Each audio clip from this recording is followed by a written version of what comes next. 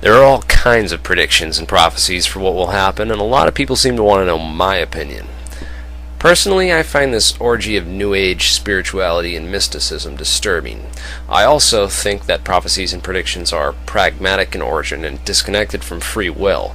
I would hope that people would be smart enough to realize that their own actions are what will determine the outcome of the future and not some prophecy or higher power who controls things from behind the scenes.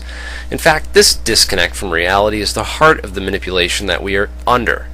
The elite control reality by controlling how people interpret their reality. One of the best ways to do this is with religion. Whenever people have incomplete information, we often try to fill in the gaps by using our imagination or subjective reasoning. We try to find logical, rational explanations for things. And when there are none, we often make them up on our own because it's easier than doing research and sorting out the information from the disinformation.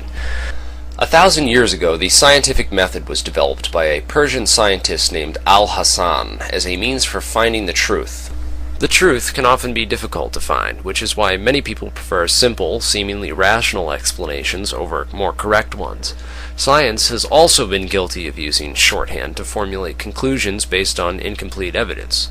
This is why the standard model of physics has gaping holes in it, where string theory can't seem to tie quantum mechanics and general relativity together. The folly of religious belief systems is that they hold certain things to be true based on faith and not proof. In this sense, string theory is also a religion, although a bit more complex than Judeo-Christian philosophy. Another failure of religious belief systems is the idea that fate controls the course of our lives and our history.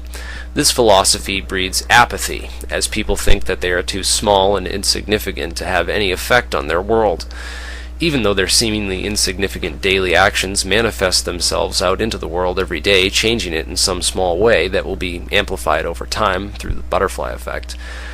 The biggest trick in the book is to convince people that their actions mean nothing and get them to give up before they even start trying. An even better way to stifle dissent is to convince people that the best way they can help is by taking action that will have no real effect on the actual world itself.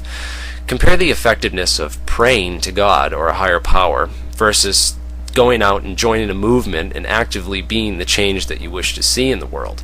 A scientific way to think about how history is created is to imagine a vast dynamic equation consisting of all the organisms and elements in the world. Even the basis of how a person interprets an event in relation to others can influence the foundations of one's beliefs, the actions that they decide to take or not. This is why propaganda is and has been used as a means to manufacture consent and manipulate the beliefs, actions, and thus the outcomes of history. The problem is that the equation is so large and complex that we get lost and often forget that we can play any role at all in the course of history. We fail to see that at every moment in life is a decision, one that can and will change the world forever. Rosa Parks made the decision not to give up her seat on the bus. Who's Rosa Parks? She's you. She's another integral part of the dynamic equation. Did God tell Rosa Parks to disobey police orders and remain on the bus? Did God start the American Civil Rights Movement, or was it people's actions that did these things? It is important to note that although courses of action in history have been influenced by religion, it is those beliefs in the religion that influence people to act in a certain way or not. In a sense, these understandings and resulting actions that people take move the dynamic equation forward, religion or not. A prime example of this can be seen in the Crusades, where people's beliefs and vanity that they were vindicated by God himself for bringing Christianity to the Muslim world. Well, what really happened is that the manipulation of beliefs and analytical systems, where those fighting for the Crusades were made to rationalize their role as Christian crusaders and support carrying out imperial agendas for their secret masters, under the false pretext that this would help get them into heaven. If you believe that fate secretly controls the world and people's actions, then you are willingly giving up control over your own life to this belief. You are in control of your own actions until you believe that you're not. It's the same type of mentality as studying 2,000-year-old scriptures and hoping that they can tell us something about the future, as if people who lived back then could relate to the world today.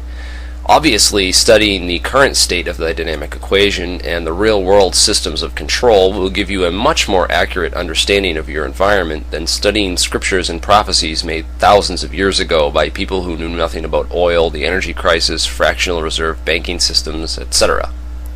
Like the people who read horoscopes or books about Nostradamus and end up using the information that they get to make decisions about their own lives. The prophecies become self-fulfilling as people act upon the false advice, furthering their own manipulation. So if everyone is predicting a major event in 2012, it opens all these people up to another staged event by the government, which they will falsely accept as prophecy and go along with it. Think about it.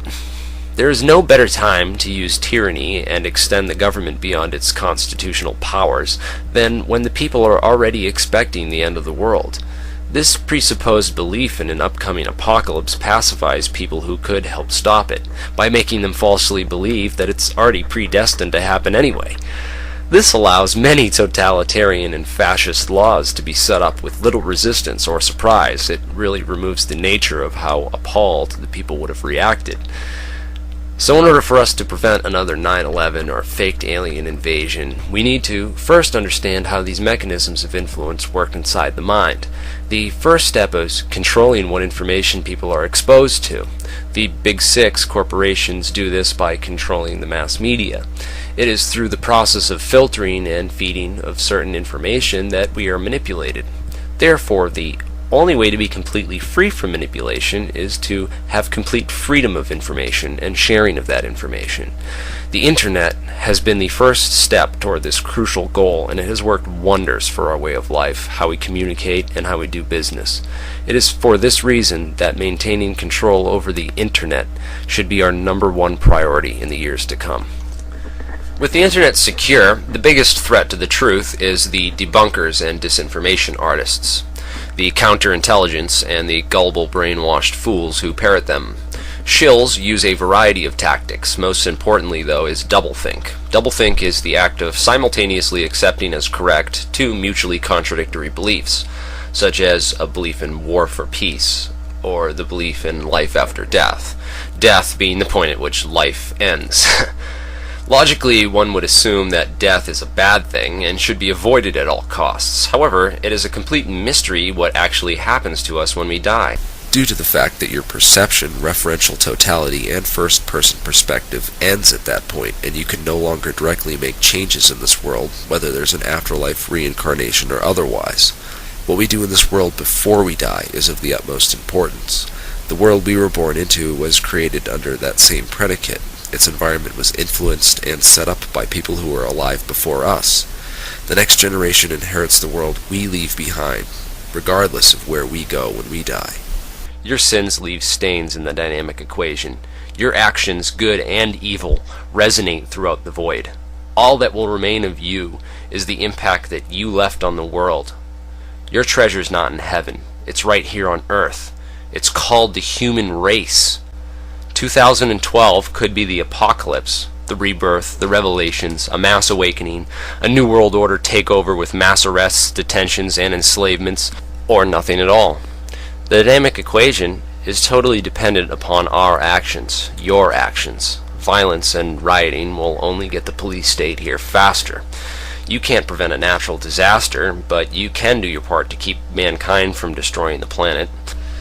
You are the architect of your own future. The world as you know it depends on you. Your action or inaction will ultimately determine the fate of the entire human race. The world is going through global changes right now. We are in the midst of a new world order, whether we like it or not. Unfortunately, the elite slave masters of the old world order have been setting up a global empire they intend to keep control over, and they finally have the technology to actually do it. Luckily, this is all being exposed through the internet, and we still have time to stop it. But we also need to decide what kind of world we want to build instead, and we can't do it alone. So join the movement, subscribe to my channel, and make an account on my website, extrapedia.org. Check out some of our ideas and start sharing your own. We are creating a library for the advancement of humanity, where all the different ideas for the future can come together and be evaluated. So stop following false prophets and become your own.